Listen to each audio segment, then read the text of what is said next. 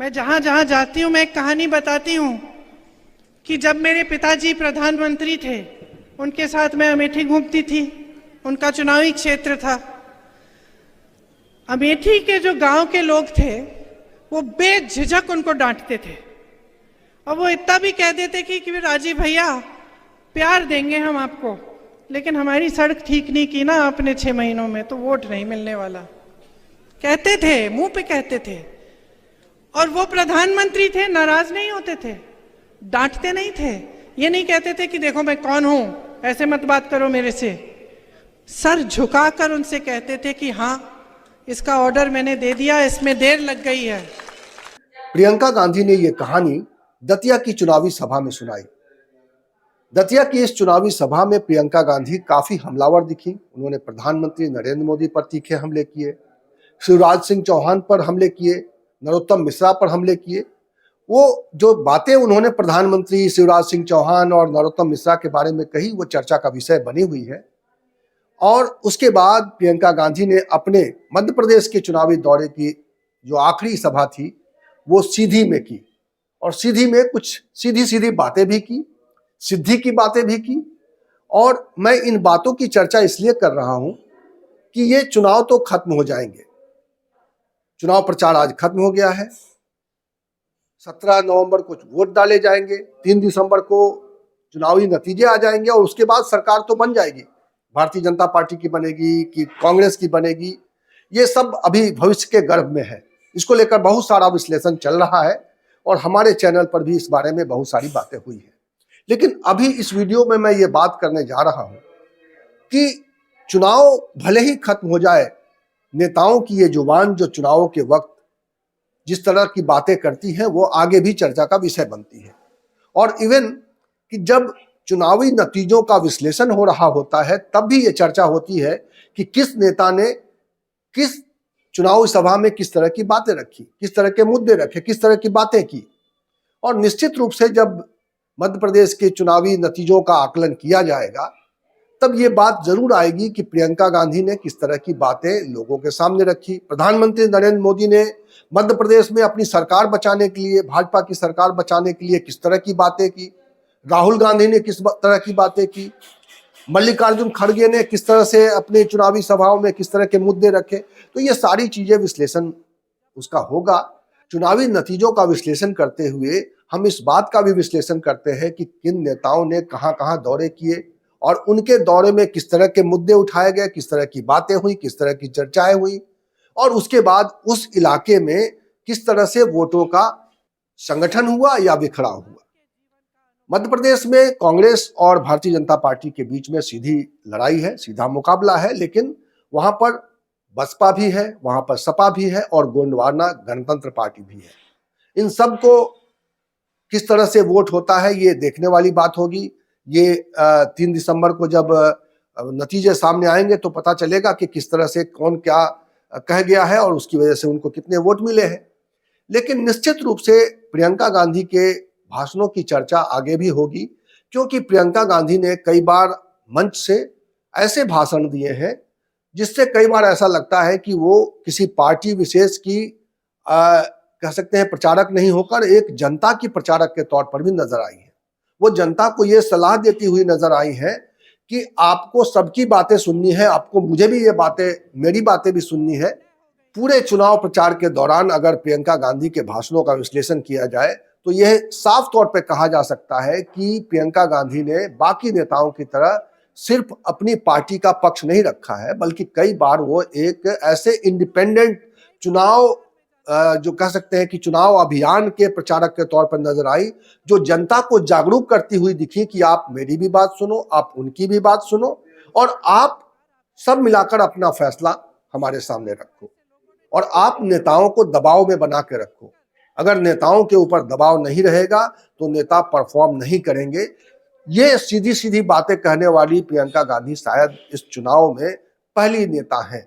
अगर बाकी भाषणों को भी आपने सुना होगा, चैनलों पर बहुत सारे लोगों के भाषण सीधे सीधे भी देखे जा रहे हैं और लोग उसके यूट्यूब वीडियोस भी देख रहे हैं। तो भाषणों का विश्लेषण अगर होगा तो निश्चित रूप से भी ये बात सामने आएगी कि प्रियंका गांधी का भाषण बाकी लोगों के मुकाबले अलग था। और बाकी जो नेताओं के मुकाबले, अपनी पार्टी के बाकी नेताओं के मुकाबले भी कुछ अलग रंग लिए हुए था। और इसीलिए मैं इस वीडियो में प्रियंका गांधी के मध्य प्रदेश के आखिरी कार्यक्रम का वो भाषण आपके सामने रख रहा हूं। प्यारे भाई, आप सबका आज इस सभा में बहुत बहुत स्वागत। सबसे पहले मैं क्षमा चाहती हूं क्योंकि मैं जानती हूं कि आप कई घंटों से मेरा इंतज़ार कर रहे हैं, लेकिन हमारे हवाई जहाज़ को ग्वालियर में उतरने का परमिशन लेट मिला तो 1 घंटे की देरी हो गई और आज अभी मुझे जल्दी जल्दी बोलना पड़ेगा क्योंकि शायद 4:30 बजे तक ही यहाँ से उड़ने का परमिशन है। आज चुनाव का आखिरी दिन है, इसीलिए थोड़ी पाबंदी ज़्यादा भी है। देखिए, सबसे पहले तो सभी माता बहनी, बड़े बुजुर्ग, युवा, सभी जनन को नमस्कार, जय जोहार। आज बिरसा मुंडा जी का जन्मदिन है, उनको हम सब नमन करते हैं। भगवान नीलकंठ जी, माँ धोदरा देवी, लौआ देवी जी, ये आपकी धरती है, इस धरती को हम प्रणाम करते हैं। पूर्व मुख्यमंत्री श्री अर्जुन सिंह जी को मैं बहुत अच्छी तरह जानती थी। कांग्रेस के लिए उन्होंने हमेशा सही लड़ाई लड़ी और उनको हम यहाँ आकर सब याद करते हैं। ये इंद्रजीत कुमार पटेल जी की भी धरती है। ये धरती जन सेवा का की मिसाल है। यहाँ जितने भी महापुरुष रहे, जितने नेता रहे, उन्होंने पूरे देश को ये दिखाया कि सेवा भाव क्या होता है और किस तरह कम से कम राजनीति का जो मकसद है, जितने भी राजनेता रहे यहाँ के, उन्होंने दिखाया कि राजनीति का मकसद सेवा है और जनता को ही सर्वोपरि रखना है। मेरे परिवार और आपके बीच एक पुराना रिश्ता है।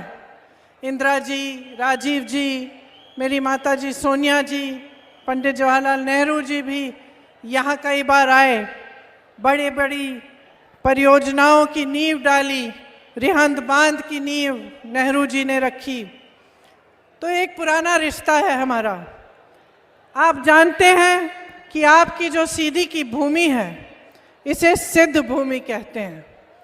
जब मैं छोटी थी तो एक ज्योतिषी ने मेरे पिताजी को मेरी कुंडली बना के दे दी। तो पिताजी ने मुझे दे दी। मैं 13-14 साल की थी उस समय। उसमें मैंने पढ़ा कि कन्या के पास मंत्र सिद्धि होगी। तो मैंने कहा, ये मंत्र सिद्धि क्या है? पिताजी के पास गई, मैंने पूछा, पिताजी ये मंत्र सिद्धि क्या होती है? तो उन्होंने कहा कि मंत्र को साधने की जो क्षमता है उसे मंत्र सिद्धि कहते हैं। तो फिर मैंने पूछा कि सिद्धि क्या है? तो उन्होंने कहा, जब साधना सिद्ध होती है, मतलब साधना सफल होती है, तब इंसान सिद्ध होता है। तो ये जो आपकी भूमि है, सिद्ध भूमि, यहाँ आते हुए मेरे मन में ये पुरानी बातें आई। मैं सोच रही थी कि जो आप जीवन जीते हैं, मेरे किसान भाई, मजदूर भाई बहन, जो भी छोटे छोटे अपने कारोबार करते हैं, जो आम जनता है, आप जो जीवन जीते हैं वो एक तरह की एक साधना ही है। उस साधना, जब आप खेती में जाते हैं, मेहनत करते हैं, दिन रात खून पसीने से मेहनत करते हैं, मजदूरी करते हैं, कुछ आप अपना छोटा बिजनेस शुरू करते हैं, एक तरह की ये साधना ही हुई। और मन में ये बात आई कि इस साधना को सफल करने के लिए सबसे बड़ी चीज़ क्या होती है? हर धर्म ने ये सिखाया है, सबसे बड़ी चीज़ होती है जागरूकता। जब तक अपने प्रति, अपने आसपास जो हो रहा है उसके प्रति आध्यात्मिक तौर पर जागरूकता नहीं होती, तब तक इंसान सिद्ध नहीं हो सकता, तब तक उसकी साधना सफल नहीं हो सकती। उसी तरह से जो हमारे देश की राजनीति है, मैं कह सकती हूँ कि जितनी भी साधना आप करते हो, जितनी भी आपकी जीवन की तपस्या है, जितने संघर्षों का सामना करते हो, ईमानदारी से जितने काम करने की कोशिश करते हो, उन सब को सफल और सिद्ध करने के लिए आप में एक राजनीतिक जागरूकता होनी ज़रूरी है। आपको ये जानना ज़रूरी है कि आपके लिए जो सरकारें होती हैं, जो नेता आते जाते हैं, वो क्या करने के लिए तैयार हैं। समय कम है, इसीलिए मैं हर छोटी चीज़ में नहीं जाऊंगी, लेकिन मैं इतना कहूंगी कि मध्य प्रदेश में जो सरकार चल रही है, जो 18 सालों से चलती चली आ रही है, उसने जो आपके लिए किया आपको स्पष्ट दिख रहा है। यहाँ पे जो रोजगार है, 3.5 सालों में इन्होंने 21 रोजगार दिए।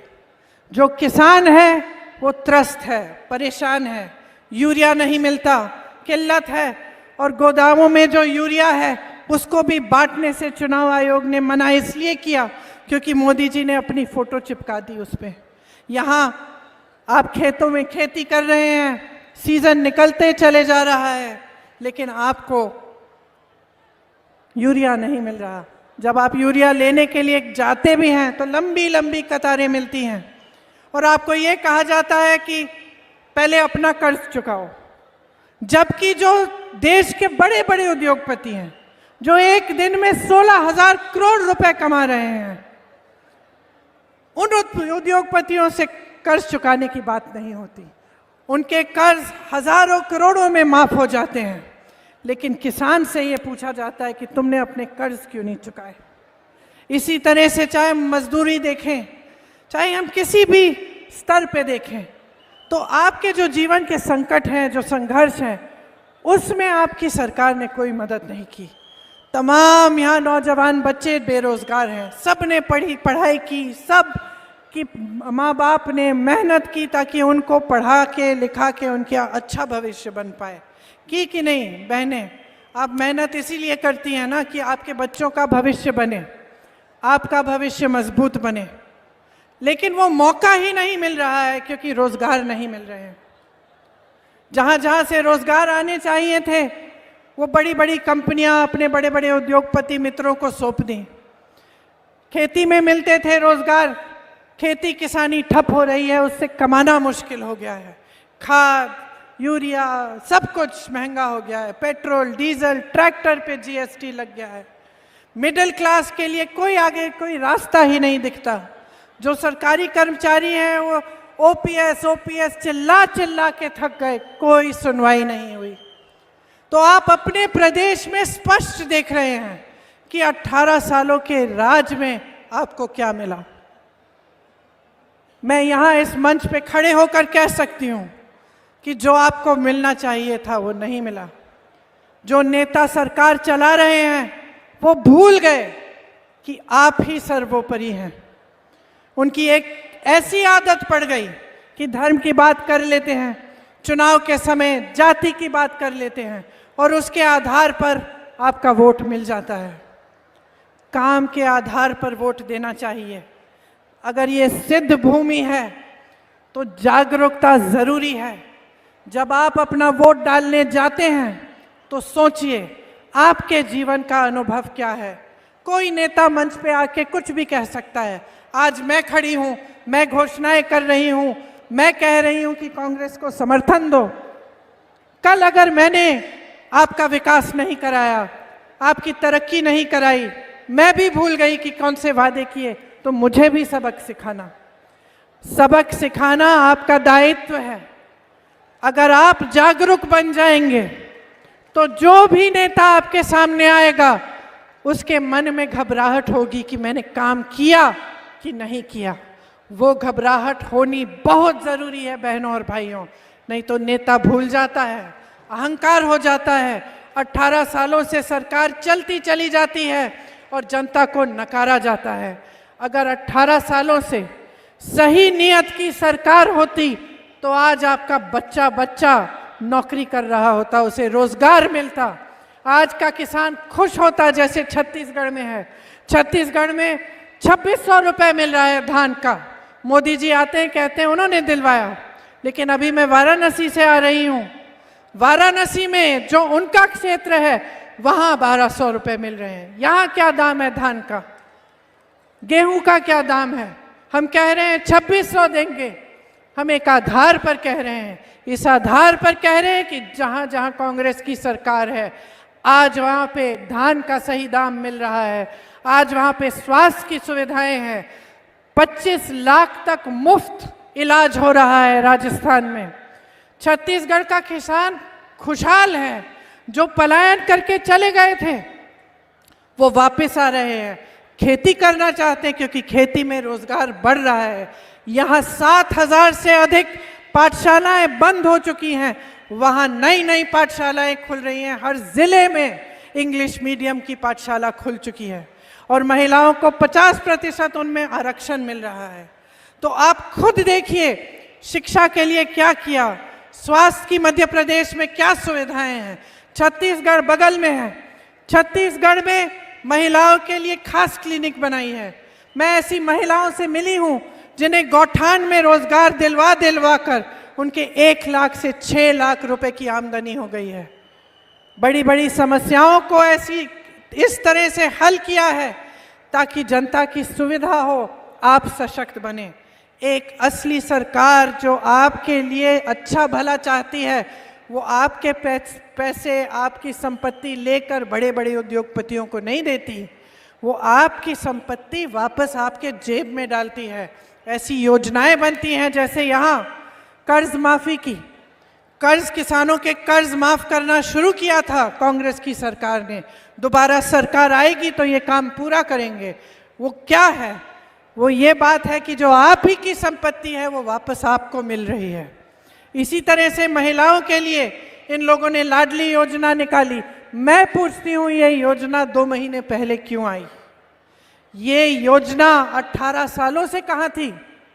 क्या 18 सालों से मेरी बहनें परेशान नहीं थी? क्या दिक्कतों का सामना नहीं कर रही थी? क्या संकट में नहीं थी कि चुनाव के 2 महीने पहले आप ये योजना निकाल रहे हैं? कांग्रेस पार्टी ये कह रही है कि आपको 1500 रुपये प्रति माह देगी।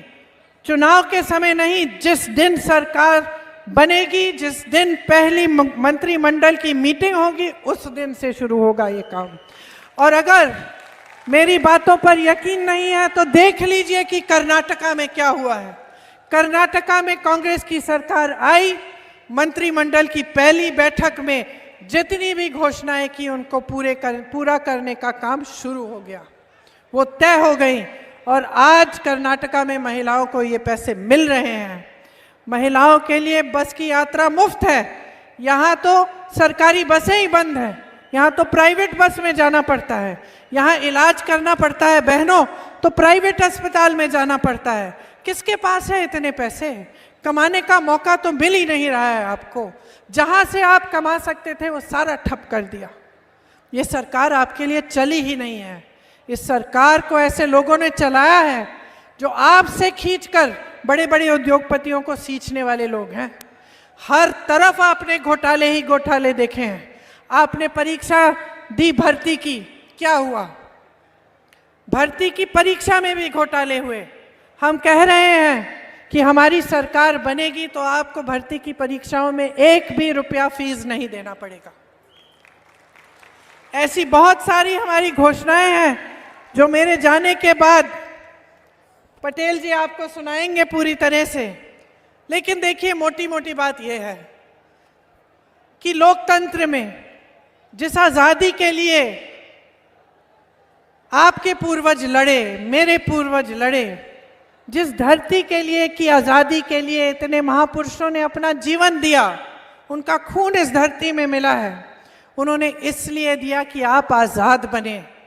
गांधी जी कहते थे कि जब तक ग्राम स्वराज नहीं आएगा, जब तक गांव में को सशक्त नहीं करेंगे, तब तक ये देश पूरी तरह से स्वतंत्र नहीं होगा। तो एक असली सही सरकार सबसे पहले गांव में रोजगार दिलवाएगी, गांव को सशक्त बनाएगी, पंचायतों को सशक्त बनाएगी, आपके हाथों में आपकी शक्ति देगी। ये एक असली सरकार का काम है और यही काम कांग्रेस की जितनी भी सरकारें हैं, चाहे राजस्थान में हो, चाहे छत्तीसगढ़ में हो, चाहे हिमाचल में हो, सब सरकारें आज के दिन कर रही हैं। तो मैं आज, समय बहुत कम है, शायद मुझे सुनाई दे रहा है कि हेलीकॉप्टर भी उड़ने वाला है, आपसे क्षमा मांगती हूं कि मुझे जाना पड़ रहा है, लेकिन मैं सिर्फ एक बात आपसे चाहती हूं, जो भी बातें आप सुने, चाहे हमसे चाहे दूसरी पार्टियों से, ध्यान से सुनकर उनका खुद आकलन करो।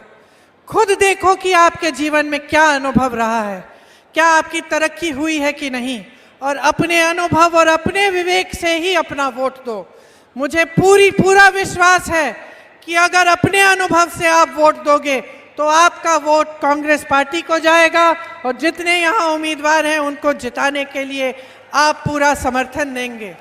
मैं आपसे फिर से क्षमा मांगते वक्त आपसे आग्रह करती हूँ कि मेरी बातों को सुनिए, और शायद अगर आप मेरी जो मैंने आज सुबह भाषण किया था वो भी सुना सकते हैं किसी माध्यम से, तो आप मेरी बातों को सुने और भारी बहुमत से कांग्रेस को जिताएं। कहा जाता है कि प्रियंका गांधी में इंदिरा गांधी की झलक मिलती है, तो आप देख सकते हैं कि इस भाषण में प्रियंका गांधी किस तरह से अपनी बातें रख रही हैं, किस तरह से अपने मुद्दे रख रही हैं और किस तरह से अपनी पार्टी के लिए वोट मांग रही हैं।